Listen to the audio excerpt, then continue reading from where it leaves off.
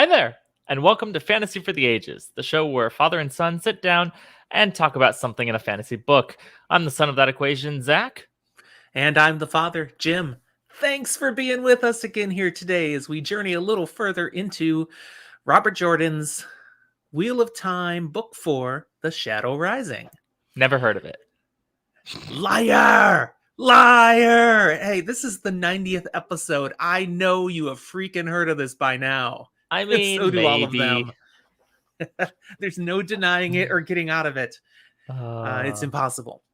how you doing, So, Dad? I'm doing good, but I'm bugged. I'm bugged by something, and I must speak up.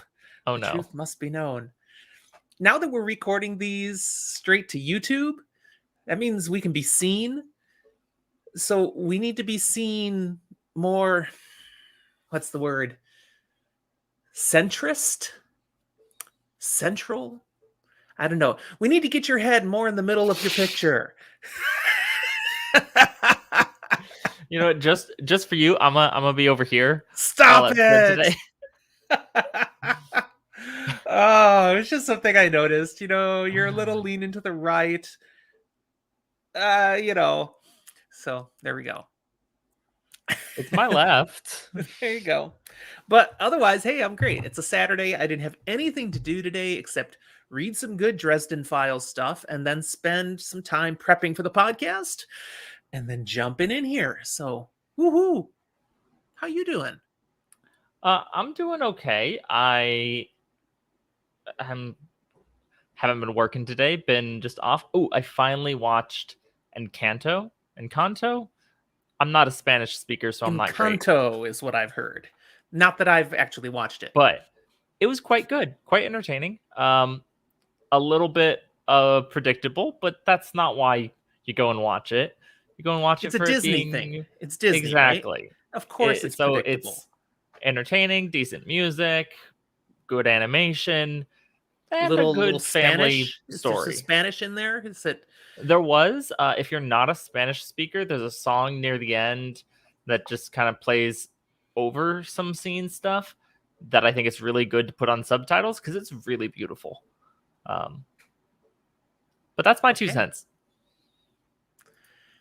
Is there a Bruno Mars song in it? No, there is a Bruno, and we don't talk about Bruno. Oh, Discord said is the Bruno song, and I'm like, Bruno Mars? What? Okay, so Bruno, and we won't talk about Bruno because this is not the Encanto episode. This is a Shadow Rising episode. So we should move on to that, shall we? But we can't really do much about that unless we know what we're drinking. Fair enough. It's not one of these episodes unless we're drinking something. What are you drinking, Zach? So I'm drinking something a little interesting. It's not how I thought it was going to look, but I'm okay with that. It just looks less appealing than initially I thought. I'm calling it the Bubbling Evil. Ooh, I like it. Wow. Yeah, so it is. Hold on. I think I can do something with that. Hang on. Boom. Let's see. Anyone who just saw it go full screen is now grossed out because it is whatever your choice of bubbly liquid would be. I used Coke to start, and then my son used Coke. Sure. Don't take that out of context, please. Then vodka and grenadine, and then floated on top, theoretically, some Irish cream. However, my plan had been that it would be sitting on top and the bubbles would come through, and it did not do that. It went down and kind of curdled it. Yummy. But it kind of works because then it did make a film that it bubbles through, but it also is throughout, and you can see the revolving bubbles going up and down through. So it's very cool. That is pretty cool. But if you don't like a textured drink, don't drink this. So did you make this with in mind that we are guest appearing on an episode all about drinking with the Wheel of Time later today? Yes and no. This one's about our episode. I have a different one planned for that. Oh, okay. So if you're listening to this when we actually drop this eventually, we'll already have done that other episode. That's on Malkier Talks YouTube channel. So go look for it. It's a great one. The Drinks of Wheel of Time. He's got a different name for it. What's it actually called? It's Watt Tales. Duh. That was Which I is thought that was our what name. we coined. We coined it, yes. And Rob is our friend. So he's doing this. And of course, we're on it for Watt Tales. All right. However, What'd you since we make? are going to have that all about booze later, I went simple this time. Water. And I have a beer. I Oh, just have a beer. Now, it's good beer. It's Deschutes Black Butte Porter. You know, beer isn't real beer if you can see through it. So this is nice and dark in my dusty wheel mug. Yeah. I don't agree. You can definitely see through good beer. Apparently, my Yes, dad just had Emmeline, a it's lot chewy. of bad light American beer. Well, so there you go. I'm just going with a beer. I also ran out of time to do anything different. So I had enough time to crack open a beer. There you go. But I'll have something unusual and creative for the live stream later today. Now I'm scared. And you should be. Okay. A few tiny little details here before we jump into content. We Mhm. want to remind you, if you enjoy what you see here today, like this video, subscribe to our YouTube channel so you don't miss out on any of the content we're going to be bringing out, and join us on Discord. Great place to interact with other people who also like this sort of fantasy and sci-fi stuff that we talk about in Fantasy for the Ages. And if you're listening to this in the audio feed, please rate and review us. We'd love some more reviews so we can give you a little time in the spotlight and read what you said. And those ratings, the stars, they help people find our podcast. So please, either on YouTube or wherever you listen to podcasts, help us spread the word. And if you want to go next level, if you want to be like Emmeline and Jordo right now, who are here with us today in our live recording, become a Patreon supporter. Help us keep this going. It helps cover the costs a little bit, but more so it just gives you the opportunity to be part of our activity on a higher level and come crack jokes with us, have your interactions as we're doing the recordings. And we super appreciate all of the Patreon support. We do also make once a month videos that are just for our patrons. So you get stuff. Okay. The only other thing I wanted to point out before we get into this is reminder, this is a spoiler light episode. So if you have not read before, if you're a first-time reader working through the Wheel of Time, we will not ruin your experience. It's what totally we covered okay today, to listen to this. Yes, what we covered today will only highlight what you ought to notice about foreshadowing or significant events, but not telling you why. You got to read to figure out for yourself. Now, that being said, it is spoiler light, so if you haven't read this part of the book at all, well, I guess we are spoiling that. I mean, theoretically, if someone didn't even want to read The Wheel of Time, but wanted to know the whole story, our podcast is great for that. It would work, yeah. You could cheat that way. I don't recommend it. No. There are other methods that include actually reading it or audiobooking it, which counts as reading it. But if you're going to audiobook, though, if that's your style, you could do us instead. It would probably be shorter. It would be cheaper. However, the audiobooks are amazing by Michael Kramer and Kate Redding. And I know Rosamund Pike's putting out a version now, too. I don't know if she's going to keep doing those. The first book is available. I hear people like listening to her, too. All right. So let's get into our content. We're looking at chapter 2 today. Usually we will not only do one chapter for an episode, but this is another freaking long chapter. I don't think it's quite as long as the first chapter, but it's pretty close. Quite. Yeah, and I think the recording is coming out, well, it'll drop tomorrow, what we did last week, and it was a good hour, 45 minutes to get through. Yeah, oops. And that's with editing it down a bit, so I don't think we'll go quite so long this time. But this begins chapter 2, Whirlpools in the Pattern, as we finally get back to the main action of the story.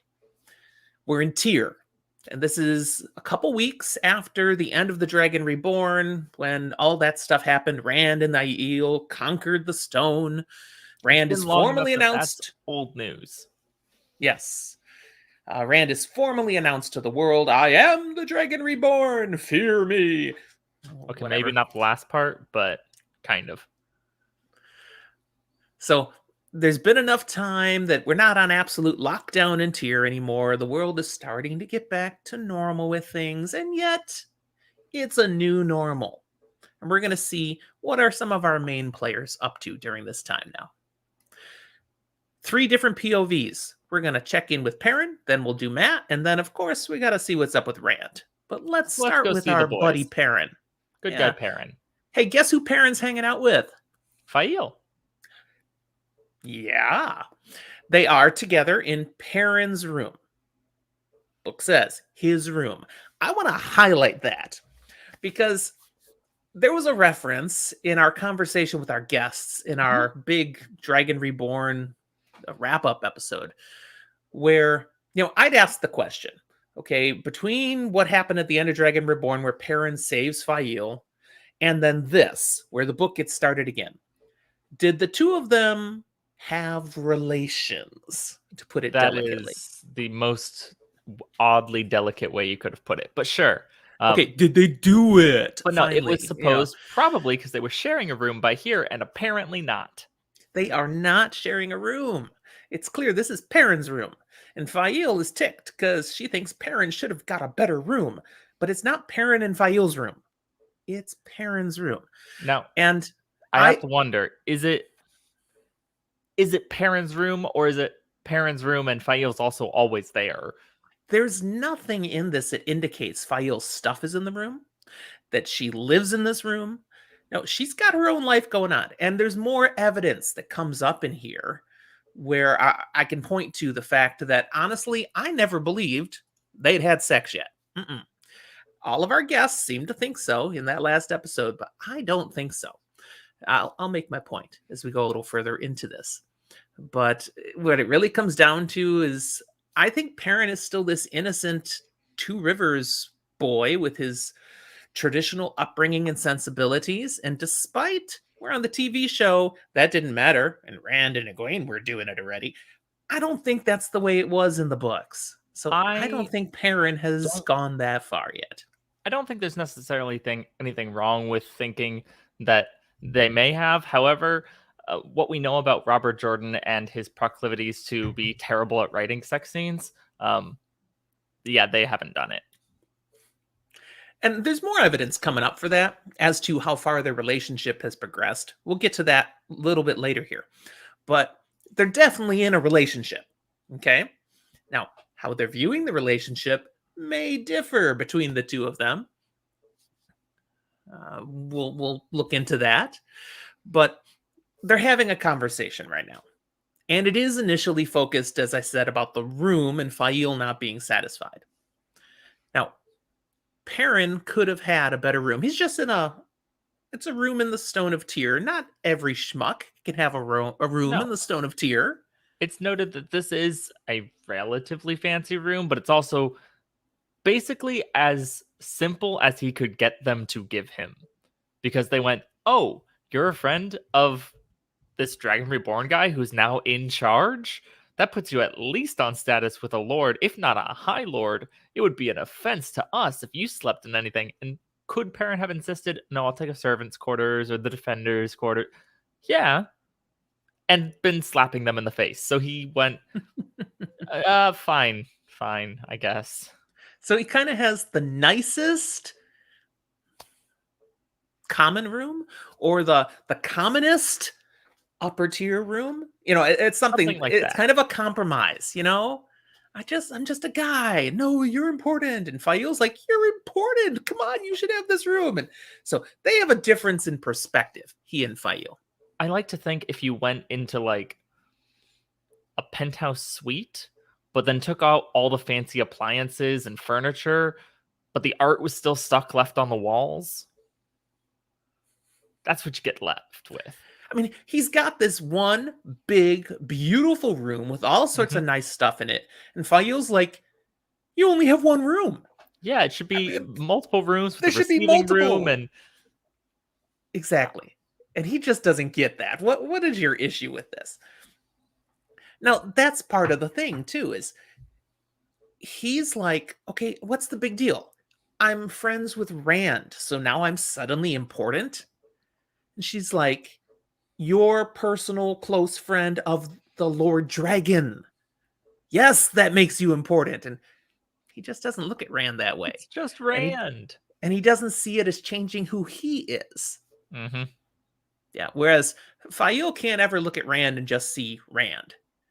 It's the Dragon Reborn. It's this lofty, incredibly important person, and therefore Perrin must be an incredible, lofty person as well. Now, there's other things that are coloring her perspective on this, where she's coming from, that we're not going to talk about yet. We're going to Although we learn more just about did. Fael. We're going to learn more about Feel, I called her. Yeah, we're gonna learn that she has feelings. Wait, what? No, what? I don't think so. That's harsh. Poor Perrin. Uh, all right. Before we go on more into the conversation the two of them are having, which almost starts to descend into an argument or a heated discussion, I want to note that there is something bothering Perrin, and it's this thing on his face. He's growing a beard now. He doesn't want to grow a beard. It's itchy, and I can testify I'm a guy with a beard. Mine's fine, but I've had a beard since I was 29. When you Hmm. first grow it in, it itches. It You've bugs had a you. couple times you got rid of it, I have. and it was never But right. but I used to do a lot of drama, a lot of acting, and sometimes I'd have to shave my face for the role I was playing. And first time my kids were around and old enough to notice when I did that, they're like, "Put it back, put it back. It's wrong." So I haven't taken the beard off in a long time. I've let it grow a lot longer. I had a pretty sweet pandemic beard earlier Hmm. in 2020, where it just whoosh. I should get that picture out. I could show people. It's impressive. Maybe I will. But anyways, um he's growing this thing, and every day he's like, this is it, I'm gonna shave it off, I'm done. And yet somehow he doesn't, because Well, between two things. One, I can testify that you often get lazy and it's just like, this is annoying. I should get rid of it, but you don't get around to it. But more notably, when peer pressure from someone you think is cute tells you, no, keep it, I like it, you do, whether well, you think that's it's a it. good decision or not. That's exactly it. Fayu really likes it, and so he's a sucker for that. All right, he'll just have to keep it around. Well, back to the discussion. Fail is now moving on to saying, you're really important around here. You should stand up for your rights more. You should say, hey, I'm a close friend of the Dragon Reborn, and so I am deserving of some recognition. But someone who's not recognizing it at all anymore seems to be Rand. He hasn't heard from Rand in days. Rand has got nothing but time for the High Lords. And he's spending all his days working with the High Lords and maybe interacting with the Aiel a little, but he's not got time for his friends anymore. So she's kind of like, I don't know, maybe I don't want to be around here anymore. Maybe it's time to move along because we're not even needed. And she's like, in fact, I'm pretty sure I could leave now and Moraine would let me. I mean, everybody knows Rand's the Dragon Reborn now. There's no reason for me to be kept here. So I'm thinking I should go. Yeah, And Perrin, Perrin puts his foot in helpful his mouth. guy, yeah, what does he Uh, do? he says, "Oh yeah, you're right. You probably could go. You probably should go. I could give you some money. You could get out of here."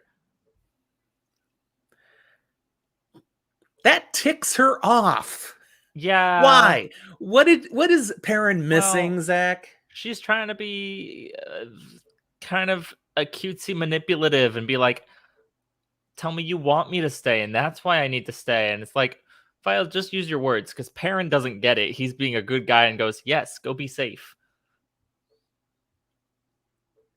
Yeah. Even more so, this is part of how Fail plays games.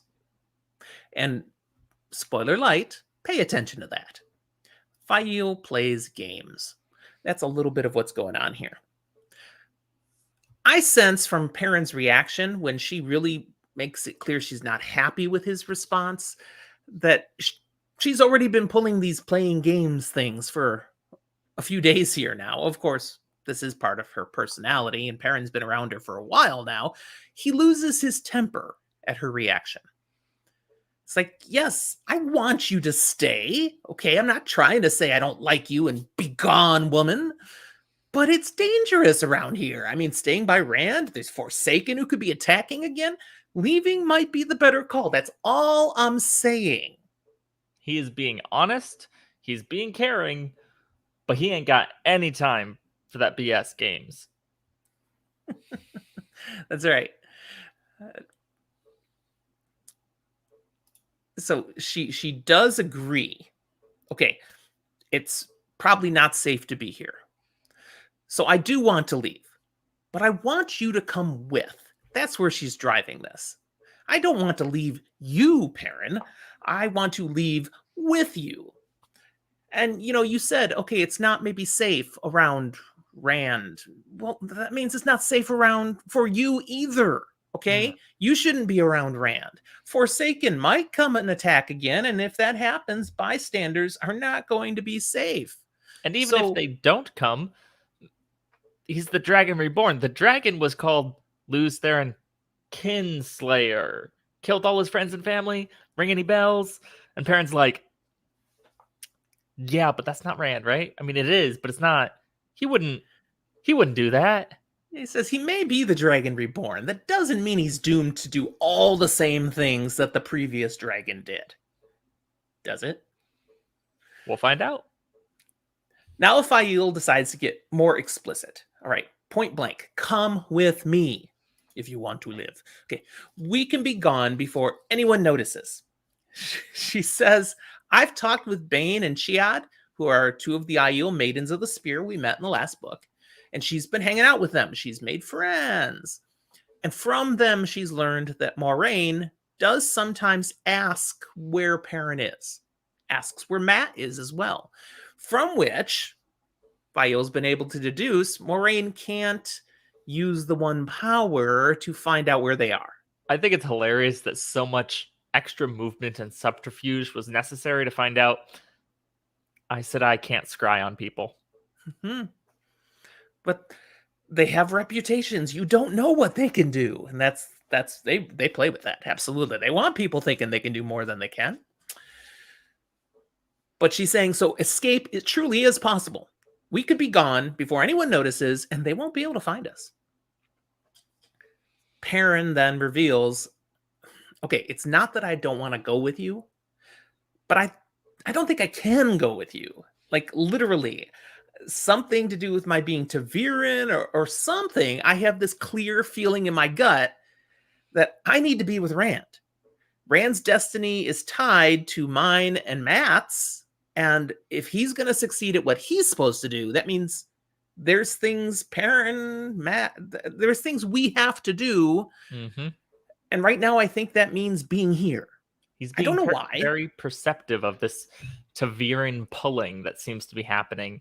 And he's apparently been in talks with Loyal some, and maybe even Moiraine, to find out, maybe that's right.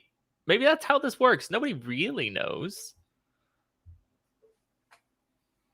Yeah.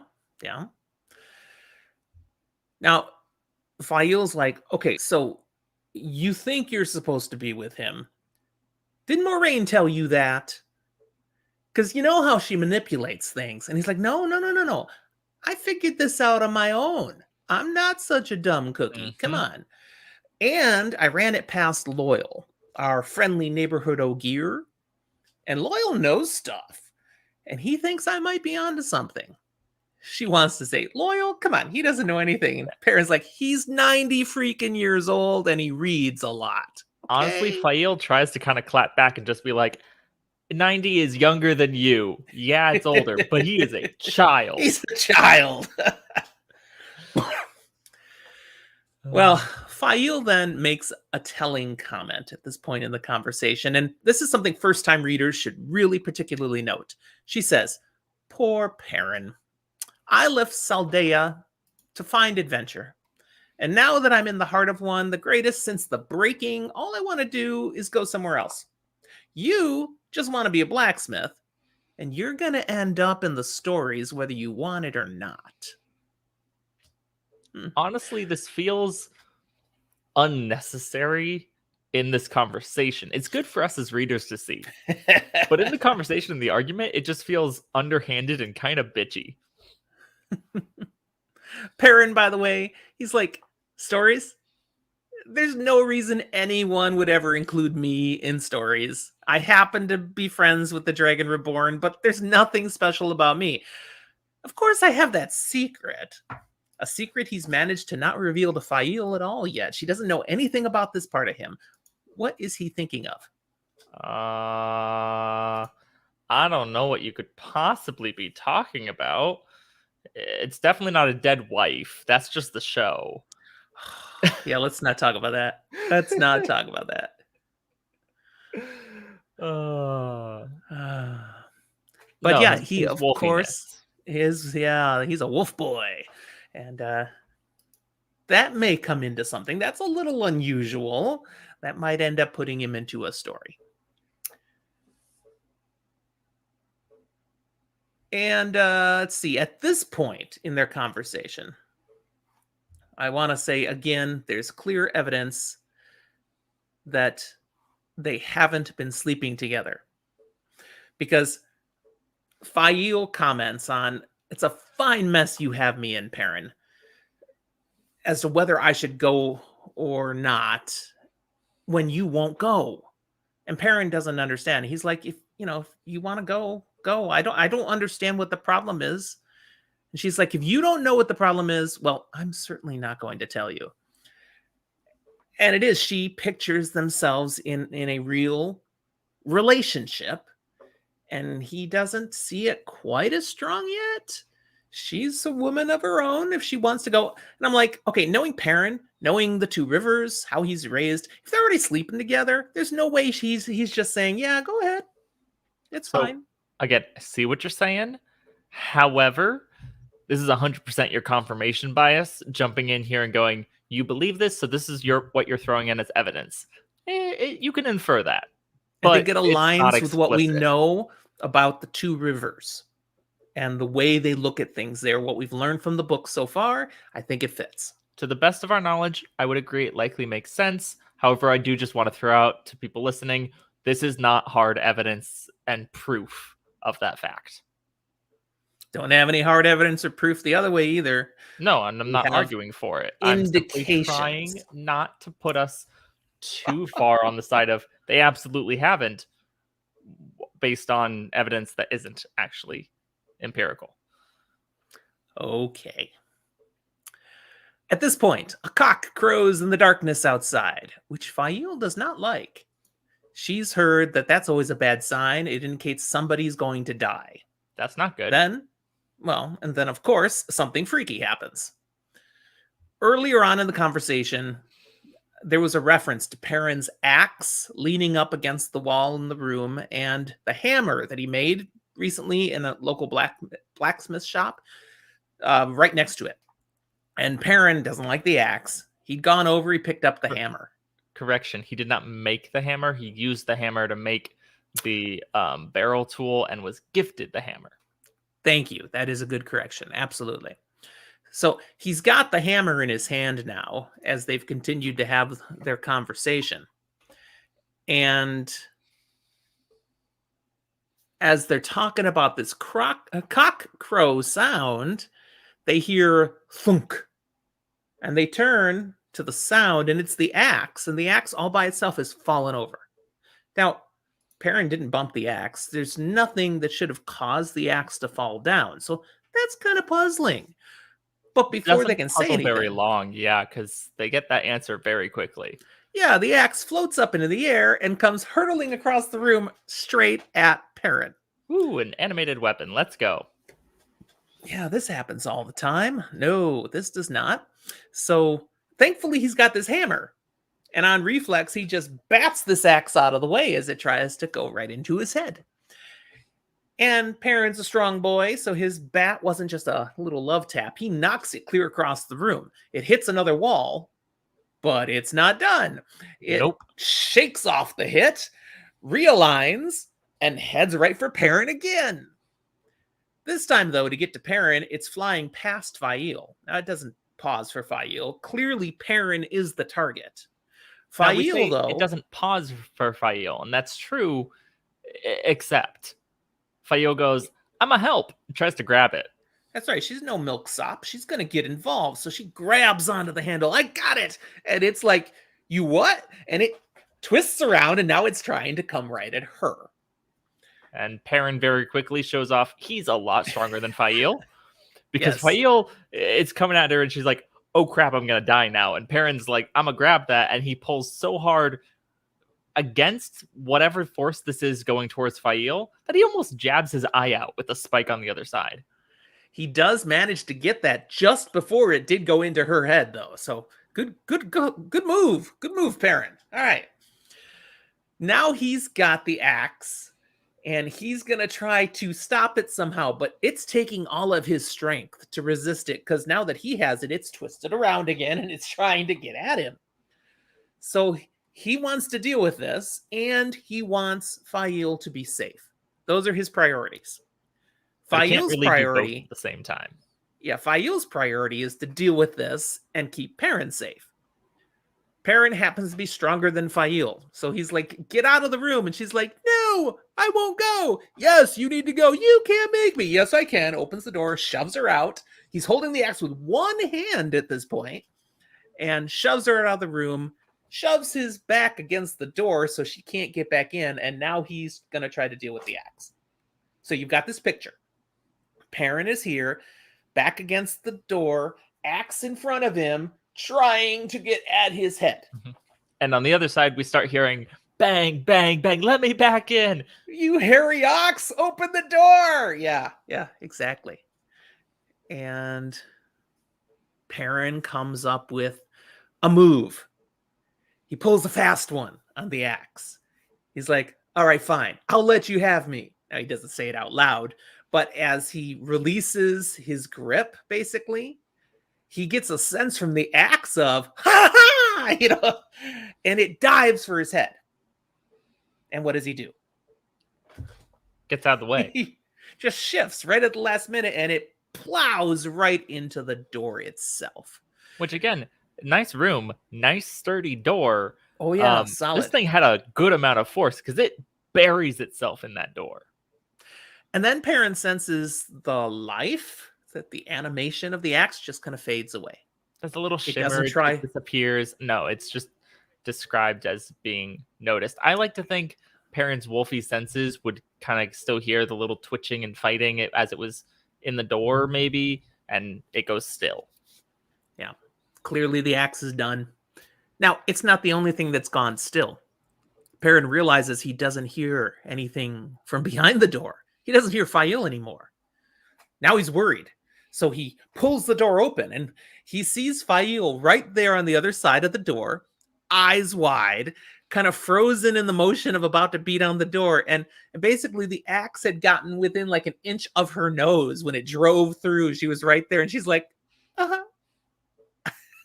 But then when she sees him, she leaps on him, hugs him, kisses him. "You're okay. Yay." Then she backs him up. "Are you okay? Do you have any injuries? Anything?" And he's like, No, I'm fine. And then she slaps him. Man, a whack, full blow. Why? Why'd she slap him? Nothing that makes real sense. It is not a healthy reaction to slap your partner in this situation. I'm sorry, it's some not. People are into that sort of thing, but that's not Perrin is not what this is. and it is quite clear because the next time she tries again, he catches her hand and stops it in mid-motion. It's like, don't do that. She was furious now because of two things. One, he'd scared her.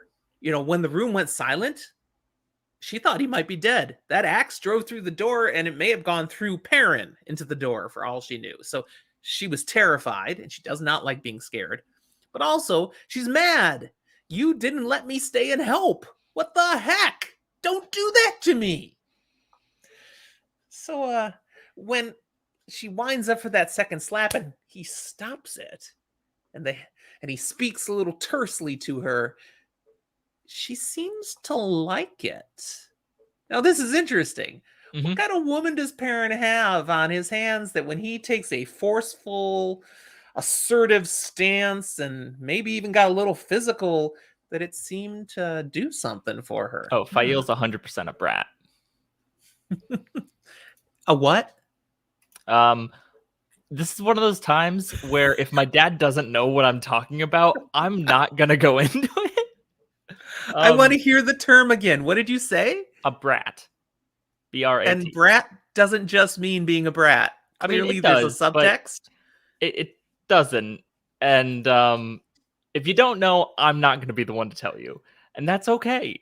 I'm okay I don't with know. that. Discord might want to know too. Nope. We're all older than you, Zach. We don't know these things, maybe. No. This is something that has been around since at least before you were, probably. This community is thriving and out there, and I don't want to have... We're not that kind of podcast, Dad.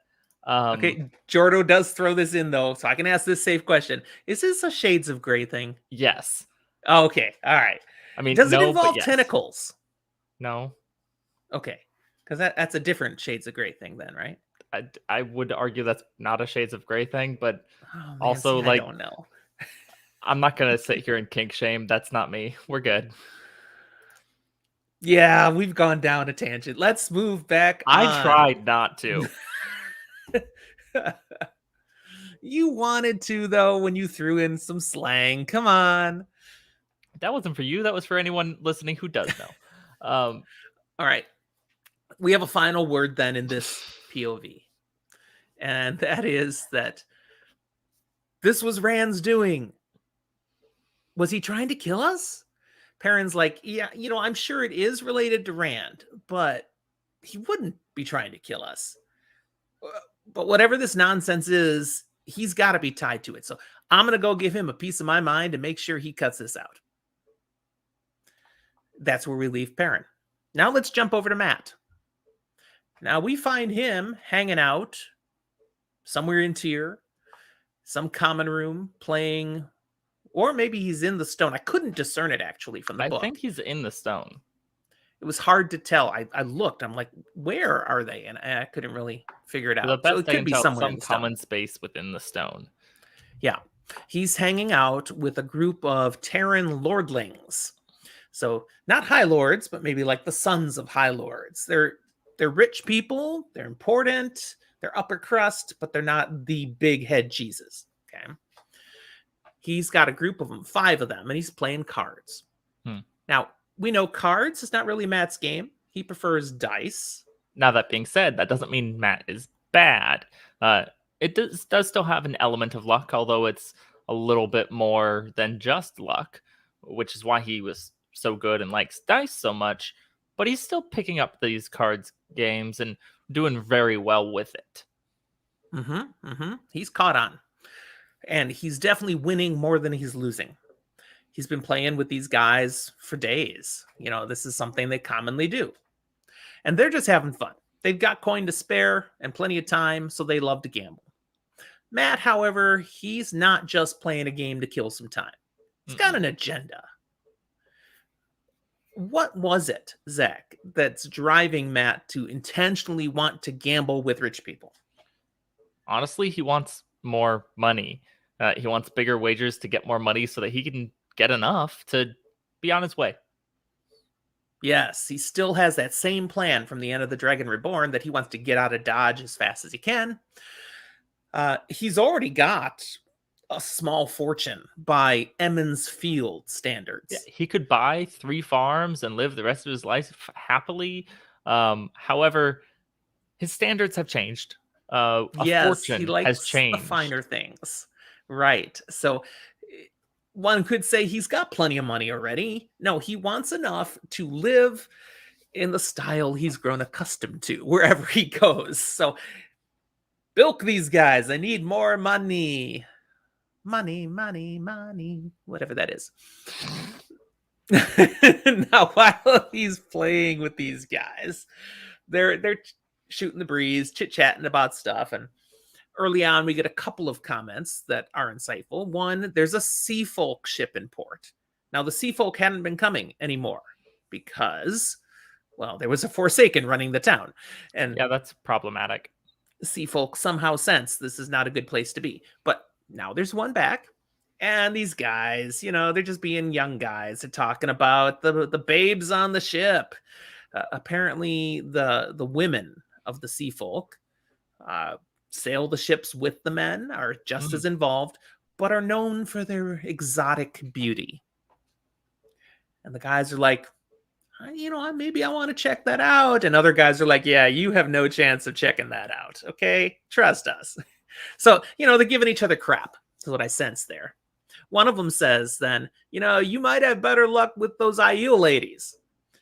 Okay, that kills the whole conversation. That joke did not land. No, and the guy who made the joke, he'd been drinking a bit, and he's like, "What?" He can tell right away that landed completely flat.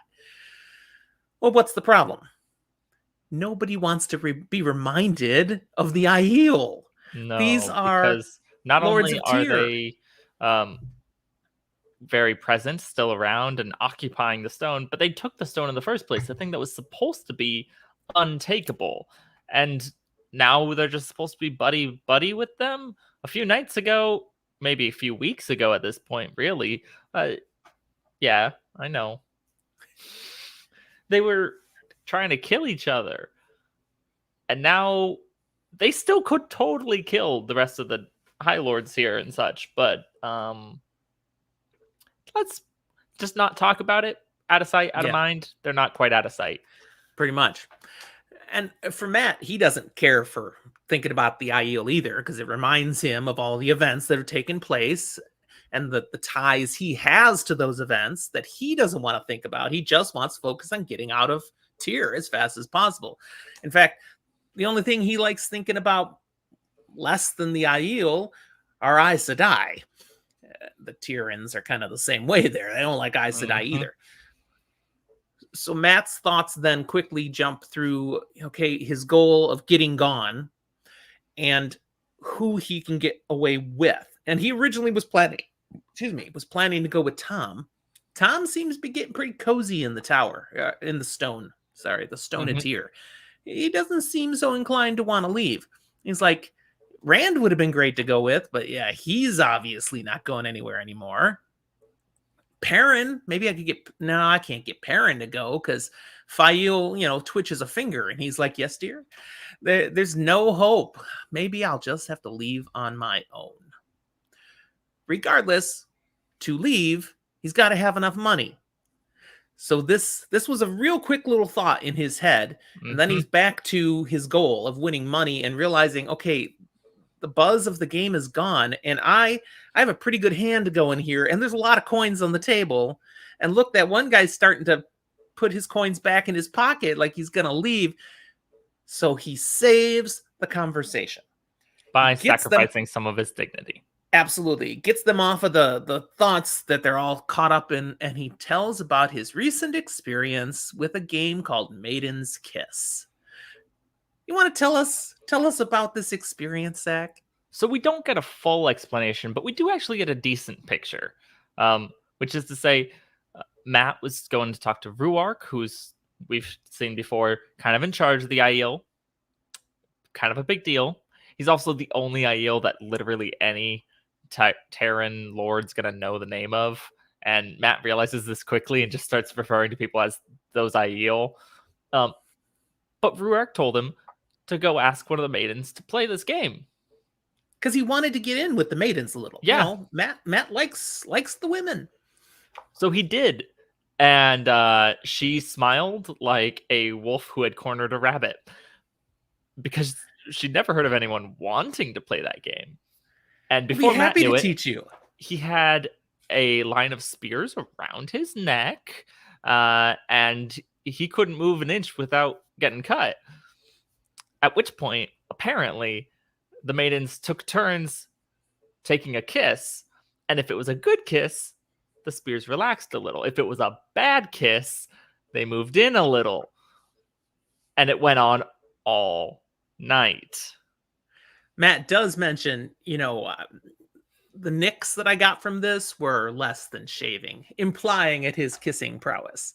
Is it true? He made a good impression. Who knows? But he's not at this point wearing a scarf or anything, so that doesn't seem to be any marking. And there's an implication that there was more going on to the game than just what he shares, because, okay, just taking turns getting kisses, taking all night, there might have been more happening. And that's something I don't think we know the answer to, of what all the game might continue on to at the higher levels. Who knows? Nevertheless, it was a humbling experience where Matt was not in charge and had to play the game out. Little embarrassing. The lords, listening to the story, they are just yucking it up. They're laughing by the end at the hilarity of this circumstance, and they've forgotten all about their unease and are ready to keep playing the game. So, mission accomplished. All right. So let's start playing some more. They get back to just more bets and drawing more cards and more chit-chat. One of those is that there are 5 lordlings with him. Yes. Their names are listed. Carloman, Perrin, Ryman, Adorian, and Estian. And they're all at various levels of inebriation, relaxation. They all have their own unique personalities. Adorian seems to be one that can read a room the best. Estian seems to be the one least in touch with the vibes he picks up from others.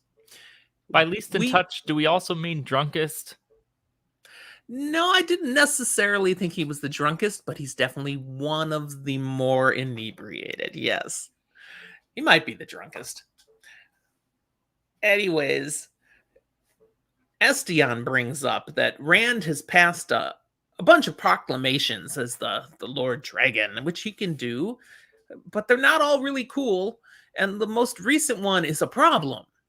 It's a big change where anyone, including a High Lord, can be brought before a magistrate if somebody thinks the person has done something wrong, and can be brought up on charges, could be tried, could be punished, put in prison or something. And gotcha. So what we're seeing wrong. is an actual fair court of law that holds people accountable for their actions. And you can't just do whatever you want, including beating, killing, and more things that we would rather avoid speaking about. But Matt doesn't hold back so much on that. Yeah, previously that certainly was the case. We learned about that. There was a clear caste system, and the High Lords were above the law. So Matt, sarcasm. He's like, oh yeah, how horrible it would be if you, Estian, were tried and judged for having your way with a peasant, or for having some farmer beaten because he accidentally splashed mud on your cloak. And Estian's like, yeah, see? That'd be horrible. Will you talk to the Lord Dragon about this? Honestly, he goes so far as to be like, no, I wouldn't want that kind of peasant. I'd prefer this kind of peasant. They're where it's at. And it's like, no! He's such an idiot, an arrogant, callous person. Not a very good person. He's not a good person. And Matt is clearly getting worked up over this, trying to hold back. Adorian, he senses this, so let's shift this conversation before Estian ends up throttled on the floor. And he says, I've heard a rumor recently now that the Lord Dragon is taking us to war against Ilion. Total shifting conversation. And it works. Because all the High Lords are like, that would be awesome. Why? Going to war? Ilion. They hate Ilian. It's like Minnesota and Wisconsin, Vikings, Hmm. Packers, Ugh, absolutely can't stand each other. That's it. Tyr, Ilian can't stand each other. Great rivals. And so, yeah, let's go take them. Matt, he's like, I practically spits out his wine. He doesn't want war. No, I'm trying to leave. Okay. I don't want anything like that. But they're like, so this would be great. He'll lead us to victory. We'll go conquer Ilion and then the world. And Matt's like, these guys. A month ago, Mm-hmm. if they even had thought of a man who was channeling being in their city, they would have been freaking out, shaking in their boots, doing whatever they can to avoid it, to stop it, to end it. And now they're talking about a man who can channel, leading them and confident because he can channel, they can't be defeated. Yeah. So then they do turn to Matt and say, so when are we going to war? Assuming Matt, friend of the dragon, he must know. And he's Matt like, doesn't know well, nothing. I don't really think Rand would take us to war. And they believe he's being duplicitous. He's lying because that he doesn't trust them. So their response to that is, no, we're loyal. Really, you can tell us. It's not like some of those other Terran lords outside of the city who aren't flocking to Rand's side. Those dirtbags. We're the loyal ones. Okay, you can count on us. So We're fun Team little Dragon. bit of world building there. Apparently, there is a resistance just outside the main city of Tyr. Should be noted, yes. But they're like, surely all those others will come flocking to the banner once it's announced we're going to take on Ilion. That's a worthy cause. That'll solve everything. But Matt's like, yeah, sorry, I got nothing. Let's shift back to a card game, shall we? And they do. Okay, and they get back to the card game, and Matt, looking at his cards, realizes I've got a freaking amazing hand shaping up here. It gets so good. He gets his last card, and in poker terms, it's a royal flush. And his luck had kicked up to a high gear. He knew it was coming. It's like before that last card, he was sure which one it was going to be. He has the best hand you could have. And so he just wants to go all in and pony up, people. Let's go. Then a cock crows, and something weird happens. Before that, though, you missed something that's a little important here. Because when he's looking at his hand, you're right. He mutters about, the unbelievable luck that, maybe is coming over from the dice to the cards. And Estion overhears him and blurts out, see, I told you he's speaking Old Tongue. Mm-hmm. Matt had no idea he spoke Old Tongue right there. No.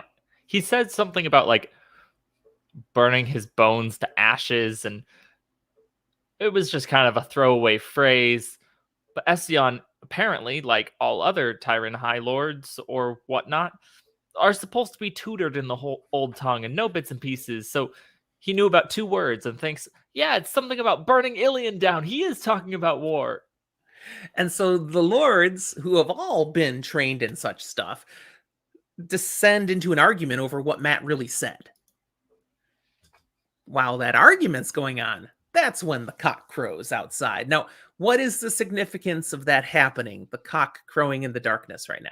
It is the exact same cock crowing that we heard over in the Perrin point of view. These events are going on simultaneously. Yes. And Matt clearly has heard some of the old superstitions that Fael had heard, because he thinks to himself, no one's going to die. Although shifting a little uneasily and going, stop being foolish, thinking, oh, that's a bad sign. Of course, just like with Perrin, we're going to learn, yes, this may have been a bad sign. Because he looks down at his cards again, this amazing winning hand, and the last card that he was dealt, it's called the Ruler of Flames. Mm-hmm. And on it is a drawing of the Amerlin seat. Now, it doesn't look like Swan Sanche, but someone who's clearly supposed to be the Amerlin and is holding a flame the flame of Tarvalon, holding the flame in her hand. But as he looks at it again, he's like, wait a second. It's not a flame. It's a dagger. She's holding a dagger in her hand.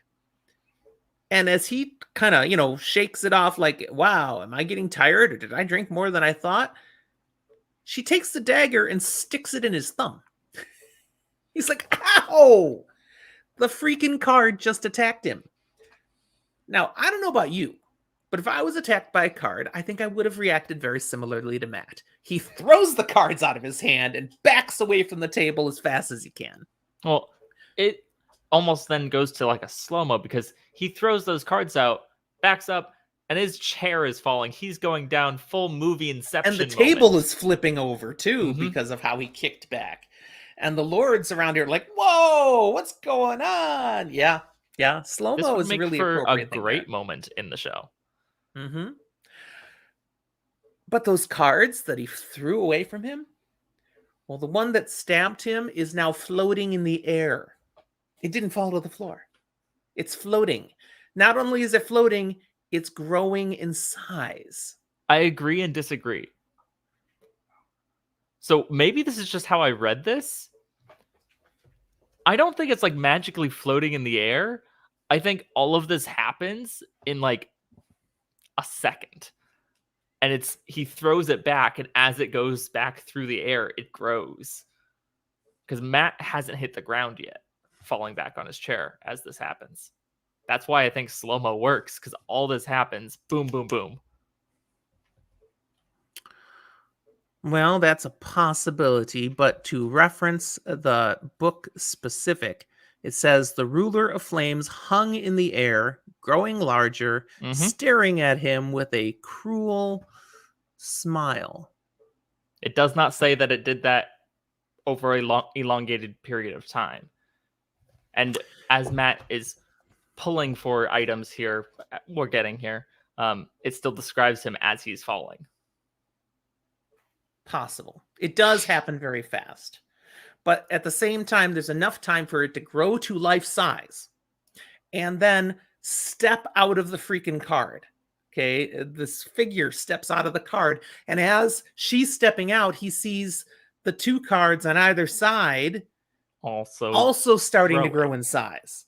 Okay, so there's a progression of things happening. Matt, now on the ground, basically, flings a dagger. He learned something from Tom Maryland. He keeps throwing daggers now. So, okay, cool. And you can never keep enough. Flings a dagger, straight at this Amerlin, as well as at those other two cards, and then poof, it's over. I mean, he's got another dagger out. He's ready for what's next, but it's gone. It's over. Yep. Now the cards are just cards, and they are pinned to the walls. Yeah. They're all pinned kind of together in one spot. The rest of the cards are all over the floor. So is all the money. The table is flipped over. And the other lords, they're all pretending they didn't see anything. Yeah, one makes a comment about, if you didn't like your cards, I mean, you didn't have to throw them. And I wish I was Matt in that moment to go over to those cards and show, I had you beat. Give me all your dang money for that comment. But what he does do, though, is he goes over to those cards, the ones he collects his daggers, and he rips those in half. Ha! I win. Then he goes and finds the other two of his winning hand, and for good measure, tears those in half, too. I know you didn't hurt me yet, but you're out. Most of the lords are just collecting a coin that got scattered when the table flipped over. One of them, I don't remember which, and that's why I was wondering if we know which one's the drunkest. Because one of them is going around finding all the various pitchers of wine that might have had some still in there as I got toppled. That was Estion. So that's why I was thinking he might have been the drunkest, because he was looking for more wine still. Because they've knocked over all the wine. I do note that Adorian sees what Matt's doing, and they see him looking around for cards, and when he sees him tearing them, Adorian has nothing to say about it. Kind of like, come on, you saw they were coming to life. They won't admit it. They won't say it, but they're also glad he's ripping those up. Yes. And this point of view section ends with Matt then going out to find Rand. He's sure this is his fault somehow. Maybe he's going mad already, and he's striking out with the one power. I'm going to see what we can do to deal with this, because this is not cool. So while Matt goes to find Rand, so will we. Our last POV for this chapter is Rand. We find him sleeping. The other two clearly weren't, but he's sleeping in his bedchamber, and this is happening concurrently with what we saw with Perrin and what we saw with Matt. Mm-hmm. So for some reason, he's already turned in. He was tired. It's hard talking to people all day. Stressful. It does wear you out, actually, if you're the one in charge suddenly. Is it not the middle of the night? It's night, but Perrin wasn't asleep. Well, I try to, in my brain, Matt wasn't asleep. through with a cock crowing. I don't know timing scales. Why does a cock crow in the middle of the night? Well, that's the thing. It doesn't usually. Yeah, so my brain It's usually went, unusual, this must be like close to dawn. I'm probably wrong. No. Yeah, it's definitely not close to dawn. That's why it was so unusual a cock was crowing, because it's crowing in the middle of the night. That's not a normal time to happen. So maybe it's midnight. Maybe it's 1 a.m. Who knows? Gotcha. But it is a plenty weird of people late are still time. up.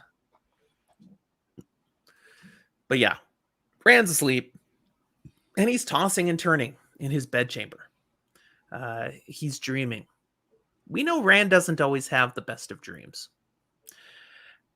And we get to see 2 of them here. The first one's a real short little thing. And I want to ask you, Zach, what you think this means. What the first-time reader ought to discern. Okay. So he's in a forest. He's walking through a dark forest. Moraine is behind him with a sharp stick, poking him, prodding him on, making him continue forward. And he sees ahead where she's prodding him to. It's the Amerlin seat, sitting on a stump, waiting for him. And she's holding a rope halter to go around his neck, like you would put on a horse. Okay. She's ready to put this on him. And as he's walking that direction towards her, he also sees shapes moving in the shadows on the left and the right. And he senses some of them have weapons. Some of them seem to be stalking him like they want to hurt him. Others seem to be also holding halters. So instead of continuing all the way Moraine wants him to go, he flees. He somehow just runs. And he hears Moraine call out, "It's too late for that." That's the end of this little dream portion. Thoughts? It feels, in many ways, to be initially and obviously that sort of the White Tower going to make you a puppet, dragon use you, the things that he's been told over and over, say by Ashamael, these concerns of his. But then getting further with those others holding weapons or more rope halters and Moraine saying it's too late for that, goes to the extent of him more or less still trying to escape his destiny, trying to escape this being the Dragon Reborn. He still doesn't really want it. He's accepted that it's true. He's proclaimed it. He doesn't want it. And no matter where he goes, there are people who want to use that. That's kind of what his inner dream, I feel like, is saying. Discord pops in the question here that before we know there were definitely people influencing Rand's dreams. But, Baalsman's been taken off the board. Is this just a nightmare? Or is this someone else doing this to Rand now? What do you think? Unknown. But what do you think? I would probably actually hazard to guess this is probably just Rand. This is his restful sleep now. When people are leaving him alone, this is what he dreams of. Yeah, I think so. I think this is just his stress coming through. Now we move on to his second dream. And he's back at the Waterwood, a pond in Emmons Field where they commonly would go to swim. Mm-hmm. And he finds Min there beside him, encouraging him to go for a swim. But Elaine is also there, agreeing, yes, no one will bother us here. This would be a great place for a swim. And then Min gives him a kiss, and like a very, very firm, by the way, forceful kiss, and says, yes, no one will bother us here. And then she starts taking off her clothes. He's like, whoa, what's going on? They look at Elaine and doing the same. Pulling the dress off, too. It's like, whoa. And Let's be clear here. They're at least saying, hey, let's go skinny dipping. Yeah. And he whips around back to them, and he sees the other direction, Egwene. She's looking at them, looking at him, and she has a sad face. She's like, oh. And then she turns and walks away, vanishes into the woods behind her. He's like, no, no, no, wait. It's not what it looks like. It's kind of what he's like, because that's the woman I was going to marry, and she looks hurt and sad, and hold on. And so as he starts to run that way, the girls behind him call out, wait, don't go. And he turns to look back at them, and they're in the middle of the pond now. Only their heads visible. They're basically saying, come on in. And Elaine uses the line, do you not deserve what you want for a change? And Rand is kind of stuck. He does not know what to do in this dream. He's like, well, what do I want? Do I want Egwene? Do I want to go skinny dipping with these beautiful women? What in the world do I want? And he raises a hand to wipe what feels like sweat from his face. And then he looks at the hand. And it's got that Perrin brand in it. Mm-hmm. But the Perrin brand has obliterated his hand. He can see bone through. It's gross and horrible. And it wakes him up. He jerks awake from the dream. Clearly goes from this was an interesting but confusing dream to, oh my God, this is a nightmare. Yes. And as he wakes up, he realizes he is drenched with sweat and his side burns. It hurts. And it's where he's got some old wound that hasn't healed. What's that about? That old wound? Some fight over Falme that happened to have a magical staff-like thing stab into his side, and Moraine never could quite heal it all the way. So he has a staph infection? Yep. Thank you very much. Okay, Rand thinks then of that last dream as he's awake now. He doesn't think he's going mad yet from the one power. He doesn't think that's what it's about. But dreaming like that is crazy. Okay, he's like, Min and Elaine have never looked at me in any way to indicate I should be thinking of them that way. And Egwene, I was going to marry her, but that's done now. So I don't know why I'd even get worked up about something like this. He goes so far as to say, even if she still wanted to, she's going to be an Aes Sedai, but even if she wanted to as an Aes Sedai, I think of her like a sister, and it wouldn't be right. And I'm just going to hide behind this whole Dragon Reborn thing and male channeler so that I don't have to explain I don't think of you that way. Not even thinking that she might feel the same way. But instead, I'm just going to hide behind, I can't be with anyone. But there's a legit there, because what woman would want to be with him now? He's destined to go mad. I just think because of his channeling and emotional maturity is shown to be on the lower side here. Well, Rand, he does recognize, despite these dreams and the nightmares, I do need some sleep. Okay, working with the High Lords of Tyr, all the pressure that they're putting on me, the things they want out of me. It takes a lot of energy, a lot of mental focus. I gotta get some rest. So he rolls over, tries to get comfortable to fall back asleep. But before he does, he hears something. A real soft rustling like a fabric somewhere in the room. He's not alone. So his mind goes to what? Someone's here to steal Kalendor. Kalendor's here in the room with him, on the other side of the room. Or to here to kill him. Could be some assassins. Dragon Reborn's asleep. Let's stab. Let's pull the Ring Wraith move. And stab the pillows. Rand reacts by grabbing onto Sidene and filling himself with the power, rolling out of bed, coming up in a sword form, and whoosh, the flaming Sidene sword appears in his hands. And that's a flaming sword. Flames give off light. Rand has mirrors all over this room, full size, little mirrors.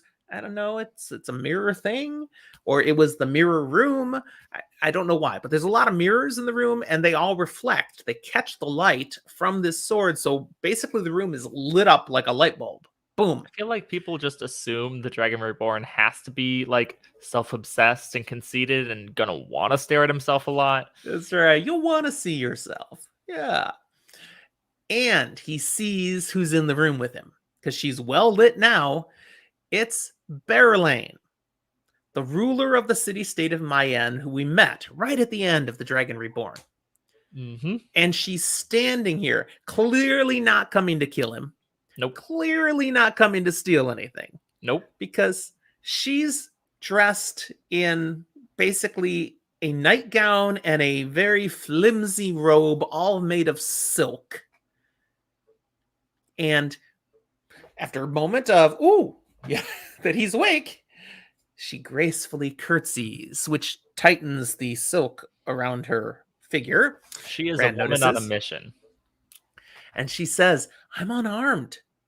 You're welcome to search, with a smile that kind of gets Rand's blood going a little.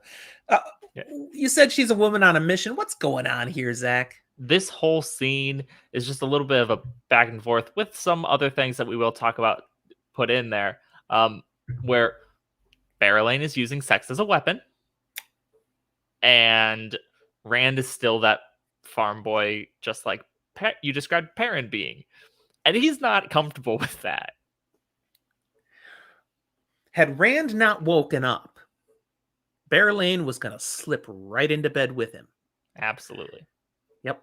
And hope that he would then perhaps wake up to this delightful experience, and then she'd have him.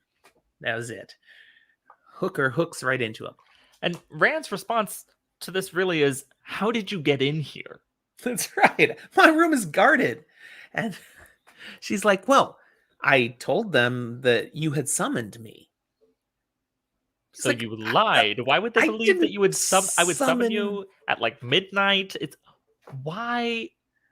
And partly Rand, this is again that Two Rivers country living where he's not thinking in the more worldly sense. He's not putting together very quickly why she's here. No. He's like, it's night, and so you're in your night clothes coming to see me for why would you come to talk to me now? She's like, well, maybe I did just want to talk. And then she lets the robe fall off. So now she just has this very clingy, very thin silk nightgown on. And he can't help himself admiring what he's seeing. But he tries to put her off. He's like, we can't be doing this. Okay, I'm promised to Egwene. Which, of course, he was just thinking about earlier that's not even really a thing anymore. Yeah, it's a pretty flimsy defense, but, he threw it up there hoping. Mm-hmm. And that doesn't pause Berylane even for a moment. She's like, I don't have any issues with that. Honestly, I'm not here to wed the Dragon Reborn or anything. We're just more free and comfortable in Mayenne. And don't get worked up about such details. I just want to spend some time with you. And yet, she done oopsed. Yeah, she made a mistake there. She said, I don't want to wed the Dragon Reborn. No. Which puts clearly in Rand's mind, that's all I am to you. Yep, that's why she's here. I mean, her seduction techniques, they were marvelous. Rand was clearly being overwhelmed and reacting in ways he couldn't control. And he's like, but he caught the way she said that and the little glint in her eye. And if she wasn't thinking about wedding the Dragon Reborn before, she probably is now. She's got schemes going on there. This is about getting close to the dragon, not about him. She doesn't want him. She wants to use him. And that chimes right into that first dream he had. Mm-hmm. People who want to get a harness on him. This is another one who wants to harness him for her own purposes. He has no time for that. No. So his tone changes, takes on some authority. I think it's time you need to leave. And Berylane doesn't take no for an answer. No means no, Berylane. Just saying. She's like, I see the way you're looking at me. You don't really want me to leave. And she moves closer. And he's, come on, no, this is not cool. And she's clearly making her move. And then Rand plays his ace in the hole. He channels. I mean, he doesn't have the sword anymore. He let that go, but he was still holding the one power. So So instead, he, Berylene seems to be moving backwards as if being pushed by a wall. And then Rand realizes she is being pushed by a wall. He's pushing her with a wall of air. Yep. How'd he do that? he doesn't know. He never knows how he knows these things. But we do learn that when he does something, when he discovers how to do something, he can do it again. Mhm. It's like now he has that in his repertoire. So he's just figured out how to create a moving wall of air. And not only that, but very importantly here, he shoves her basically into a corner and blocks her in there. And then it says that he does something he could only describe as tying the weave off and pays attention specifically to that. So this clearly Right. is like the first time he's done this and something important to take note of. Even for him. Tying it off allows him to not have to actively sustain that shield of wall of air. Now it stays in place. He's not doing anything. It's not taking any effort of him, but it remains. Yeah, that could be useful. Now, Berylane is clearly scared. She's got some invisible force that's pushed her against the wall and she's trapped. What's going to happen now? And not only is she trapped, there's other detritus and stuff from the room that was in the same path. It's all been shoved into this spot with her. Now what? Well, she actually overcomes her fear. And she tries to make the best of this. Because Rand, he's given her a talking to. He's like, I think we're never going to talk about this again. Okay, we're going to pretend this didn't even happen. And I think you should arrange tomorrow to head back to my inn. We're not going to have any more of these shenanigans. And she does not want that to happen. She's like, please don't make me go. I am sorry. I handled this badly. I admit it. I should have done something differently, but I just want to serve. And if you want me to beg, I'll beg. She gets down on her knees. Please don't make me leave. And as she gets down on her knees, she also still intentionally makes everything pull in specific ways. She just never stops. But what is driving her? This is something that I think is important. Why is she so insistent on wanting to not have to leave? At the end of the day, it really seems like a political power move.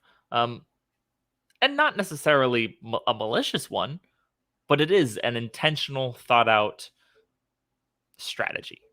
Mm-hmm. And then a croc, say croc again. A cock crows outside in the darkness. See, this is where my dad is encouraging me to swear. I see written in the note, perfect spot. Well, blank. And so I'm not going to give him the satisfaction. I knew you wouldn't. But I think it's hilarious that he's trying to get me to swear. Is it not the appropriate spot? It's appropriate enough. So, well, blank. And then Rand sees Berylane, after that sound, looking past him in surprise. And then, open her mouth to scream, but she's so stupefied, scared at whatever is going on behind him, that her mouth opens and no sound comes out. He spins around to see what's the deal, and his sword, his Sidene sword, pops into being again. And he sees his reflection in a mirror across the room stepping out of the mirror. That's not good. Whoa, what the? And it has a sword as well, just like him. Rand's only in his small clothes, by the way. This is what he was sleeping in. And his reflection, also, just in its small clothes, with a sword, looks exactly like him. Well, most. I'm guessing if he's right-handed, this one is left-handed. Must be left. But yeah. The one minor distinction being there seems to be a lifelessness to its eyes. Yeah. Rand momentarily thinks, well, this is it. I know how I'm going to go mad now, because this is crazy. But wait, like, she saw it too. Yeah, Berylane saw this. I'm not mad. This is happening. Then he sees out of the corner of his eye more movement, and he looks to the side. He sees another reflection coming out of another mirror, and he just sweeps his sword over that direction, through this reflection, and it just poof, kind of disintegrates into nothingness, but reappears inside the mirror and starts climbing out again. And he sees all over the room, all of these mirrors have reflections that are starting to move out of their mirrors. So he takes his sword, he stabs this one right into the mirror, and the mirror shatters. He senses that thing actually disappeared again first, and then the glass all shatters, and he hears in his mind kind of like a scream, ah! And then he uses the power that he's holding to shatter the rest of the mirrors before any more can climb out. That seems like a good move. Okay. And then he turns back to the one that was already out of the room, just in time to block, to parry as he's being attacked, and to notice he was a little too slow. It's not the one that crawled out of the mirror. There are 3. Yeah. He's got 3 full-size duplicates facing off against him. Okay, this is not good. So now what? Well, it's a good thing how they end up attacking him. Mm-hmm. In that the dupes seem to act like they're the only one in the room with him.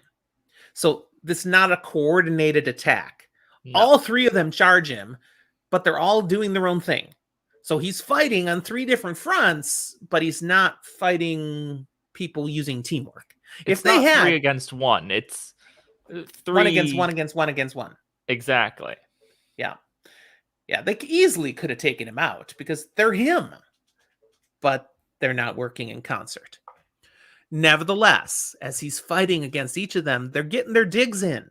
Okay, he's getting nicked here and gouged there. No fatal type wounds, no big blows. He's holding them off, and he's giving back. They're getting nicked up and all too, but it's hard work. Mm-hmm. It's wearing him down. He can feel the energy drain. Plus, that wound on his side is opened up again. So Ouch. He's bleeding. He's also bleeding from the bottom of his feet. Why would that be? That broken glass mirrors on the ground. That's right. He's cutting himself every time he moves around.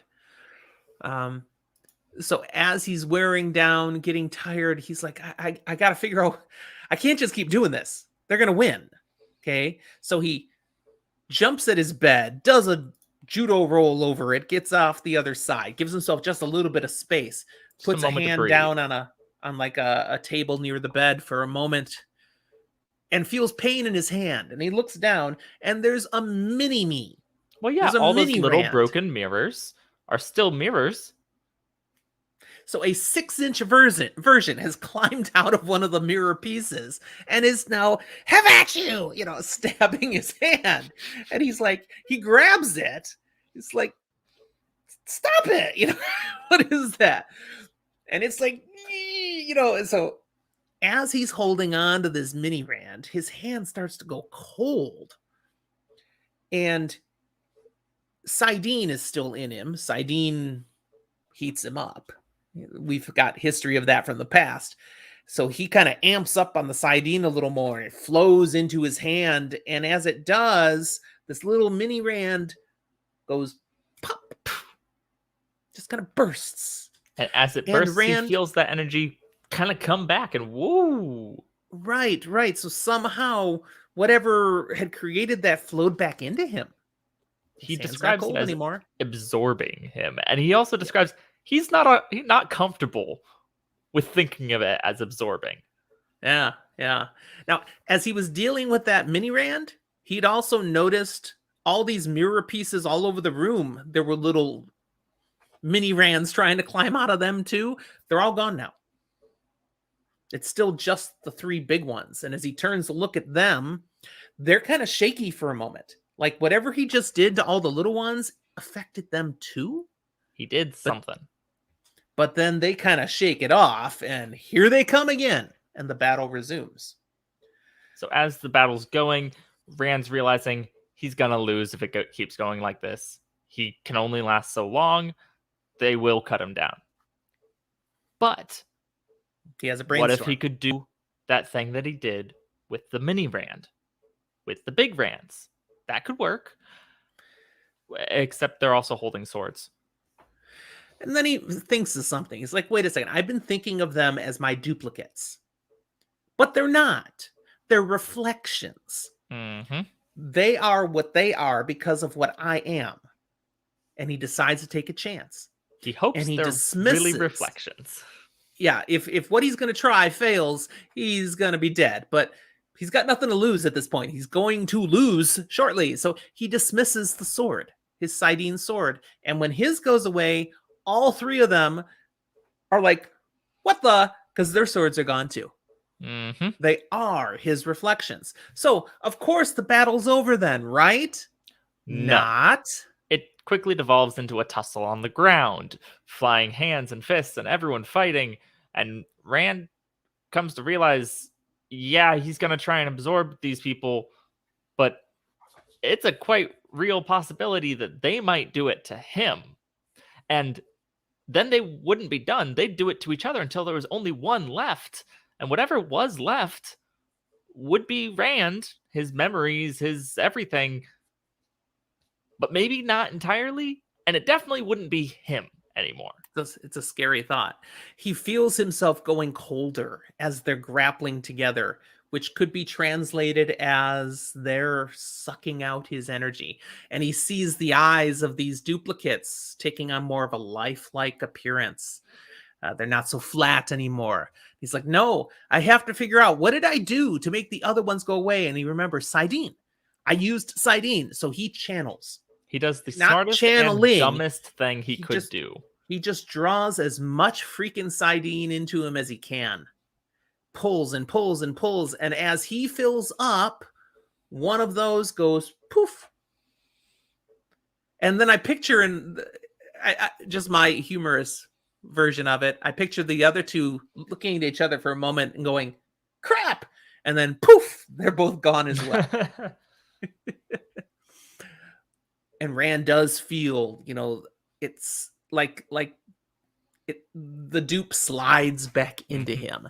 Whatever had made them was energy that clearly must have been coming from him, and he has reclaimed it.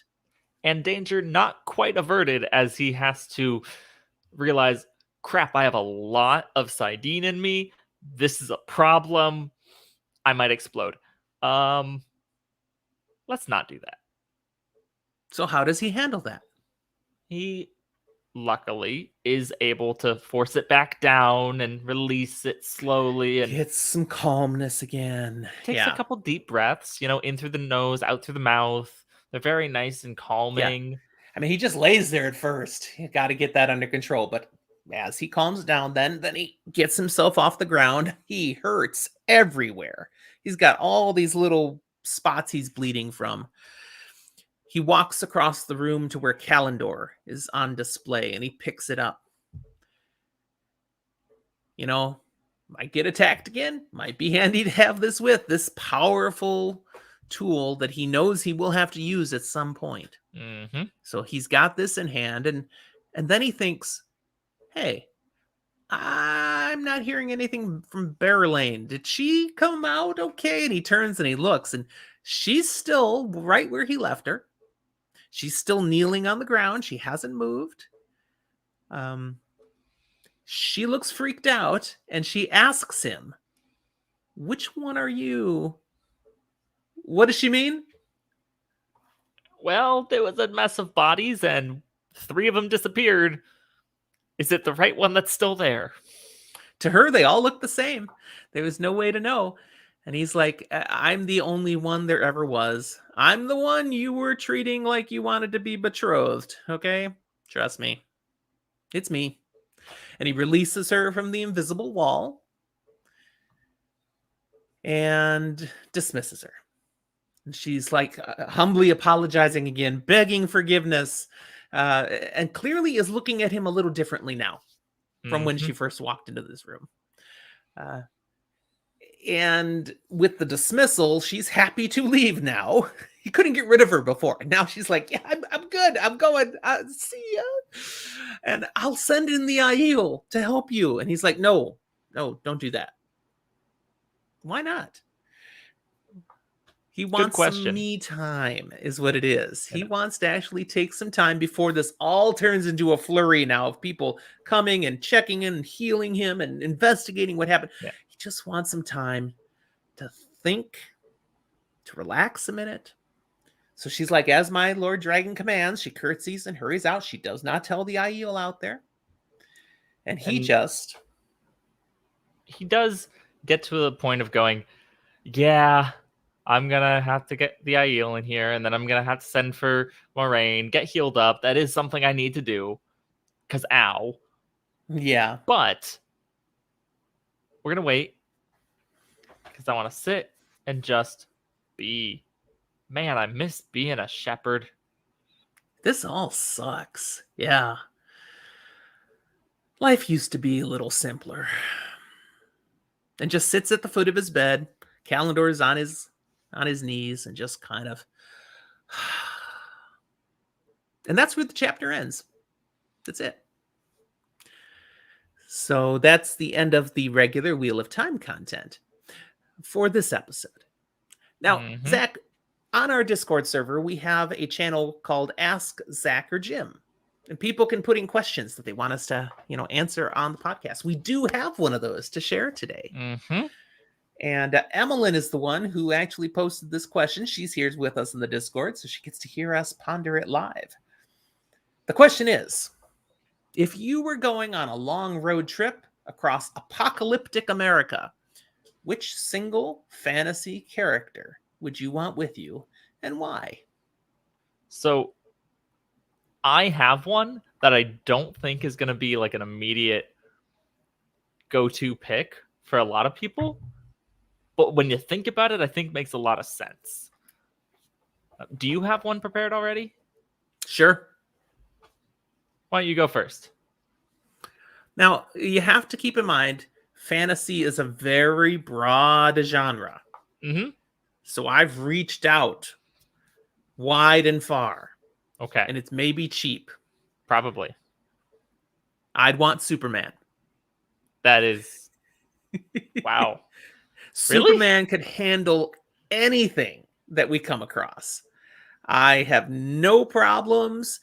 And in fact, he can solve just about anything that we're going to deal with. He could get anything that we're going to need. And if it gets really dicey, we can just fly away. So we're just going to really hope it's not like kryptonite zombies in this apocalypse, because that would be unfortunate for you. I mean, I did fleetingly say, okay, if it's just me going across a long road trip, apocalyptic, which really, really skilled hot babe should I make sure is with me? Because that might be more fun than just Superman. I mean, Wonder Woman. I could bring in Wonder Woman, but no, practical. I went with Superman. So what are you thinking? So I actually stuck with our roots here in Wheel of Time and went a little left field and went with Semestra, the Green Man. I would want the Green Man with me, because no matter where I am in this apocalypse, it's not an apocalypse with him around.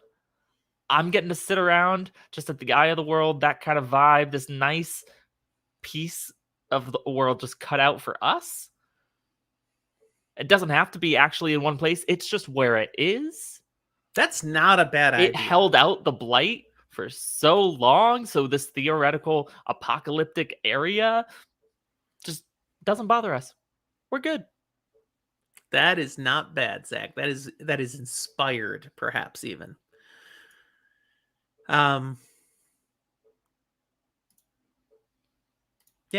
I don't know how much he has for like electricity or anything in there, so it might get kind of boring. But at the same time, though, when it comes to electricity, if we're already in the apocalypse, I don't think there's a lot going on for like Wi-Fi providers either. So I think I'll survive. I'll find a way to pass the time. Okay, fair enough. Well, there you go. Hope you enjoyed that, Emmeline. We've got some of her comments in there. Always fun to think of something a little different and outside the box. All right. Our final segment of the show is always to move into a spoiler room section where we're going to full spoil something from this episode. So if you're a first-time reader, you're not going to want to stick around for that. we again will just say thank you for being here. Look for us in social media, Discord, all those places. We'd love to interact with you some more. So hope to see you, and we'll definitely hope to see you in a future episode. But now let's enter the spoiler room. All right. Dun dun dun. Okay. I'll have to port over the sound effect or make something cool to put on here Oh, I when we're guess we entering don't the have the spoiler fun. room. No, We'll just- no, we don't. It still shows up in the audio, It's but okay. not We'll for get YouTube. a new I- title I'll screen create a card. graphic here or something that Yeah. comes flying and swirling in. Yeah, the spoiler room. All right. So our tradition, of course, is to roll a die to decide who gets to spoil first. This is it's gonna be washed Yeah, out too and bright. light today. That's unfortunate. But Mine's pretty and it can be seen. There it is. There we go. Ooh. yours is very pretty. Yeah, thank you. All right. right. Ooh, I got a 16, my friend. You're still going second. Oh, wow. I What got did a you get? 19. Wow. Dang. My players are gonna love that tomorrow because it means I used up all of my luck right here and now. They will be safe from the dungeon master. This week. Or if you're rolling to help them, they'll be in trouble. Yeah, that too. All right. But what do you want to so- talk about? I think I just want to talk about generally what this is, what we are experiencing in this chapter. I referenced it with my drinks. This is the Yeah, first that's the bubble easy of one. Go evil for it. that we're Yeah, talking bubble with, of evil. which to an extent gets explained, but also never really gets explained. Never explained well. It just kind of feels like Taviran all in one place and the Dark One being closer to Luce. Sometimes evil just draws and just pops up into existence. And there's no rhyme or reason. There's no it's just for all the good and stuff that there is and the good luck that Taviran have, the bad also is going to balance and come through, and sometimes it just pops up in weird ways. And so these three events are all just a bubble of evil popping into the world. I think it's really interesting and cool, and I wish we knew more about what exactly is going on, how, why, but there's going to be a lot more of these, and some of them are weird. Some of them are just like, yeah, Shadow Spawn are suddenly here because they found us when they shouldn't have. There's some real nasty things that happen. But there's also like, I don't know, spontaneous combustion. Oops. Or that time where everything within the bubble turns to basically dust. Yeah. It doesn't look like it until you touch it. Then, that's wild. right back here in Tyr. It is wild. Yeah. All right. Anyway. Bubbles of evil. Good one. What's yours? Mine, I want to talk about the Lordlings.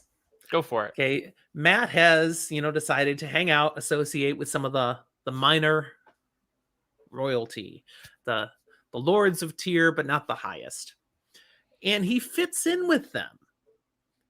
Now, he's not a lord in any way, and yet somehow he seems to connect with these guys. He can be the common man's lord. I don't know. Sure. He's starting to build a relationship with these guys, though. And one of them in particular, that's going to be really long lasting. Definitely not Estion. No. But Adorian was one who was able to read him better than others. And that's going to play out. We're going to see much more of Adorian moving through the series here as one of the guys that connects with Matt. And won't always be at Matt's side, but is going to carry through in some good ways and be better than some of the other High Lord type tend to be. Some of the others are just like kind of crap. So what's going to happen later for Matt with the Band of the Red Hand and all that, it really, you could say the initial beginnings kind of starts right here, hanging with these guys. Fair enough. So that's it. That's my spoiler. More significant than one would think. Well, that's all we got for today. That's it. It was fun. And again, we've got to wrap this up because we have another live stream to do in a little while later here. But it's been fun. I think we covered this thoroughly and good until we get back for another episode next week. So see you later, Zach. See you later, everyone. We'll talk to you next time. Bye, everybody.